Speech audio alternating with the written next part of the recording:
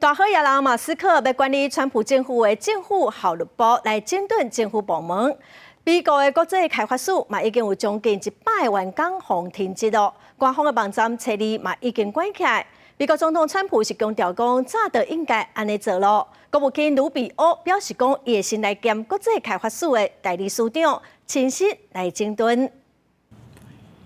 美国国际开发署的大门关起来，员工唔知要为倒位入去，甚至观望伫车子都已经落线。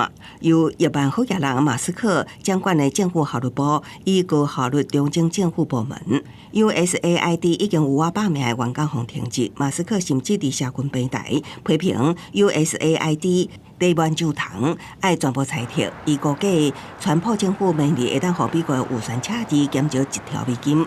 We just want to do the right thing. It's something that should have been done a long time ago. It went crazy during the Biden administration. They went totally crazy what they were doing and the money they were giving to people that shouldn't be getting it and to agencies and others that shouldn't be getting it. It was a shame. So they're tremendous fraud.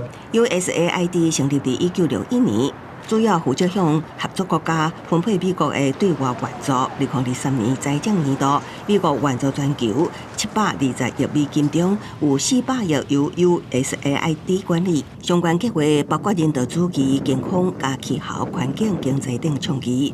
共和党人多数认为是浪费预算，佮欠透明度加监督。民主党人是较支持，讲因为需要的人提供援助。We've been fighting authoritarianism overseas since our inception, and this is what people do abroad. Elon Musk makes billions of dollars based off of his business with China, and China is cheering at this action today.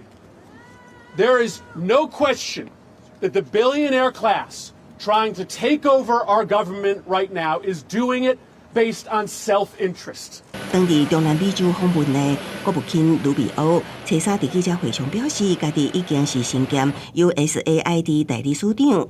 甲马斯克讲要摧毁 USAID， 佮将因叫做是犯罪组织无共。卢比奥表示 ，USAID 会继续发挥功能。There are a lot of functions of USAID that are going to continue, that are going to be part of American foreign policy, but it has to be aligned with American foreign policy. 不过卢比奥也指责 USAID 个人无服从命令。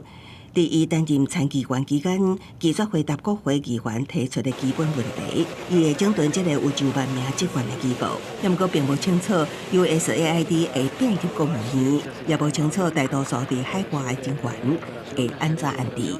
公司新闻陈伟林编译。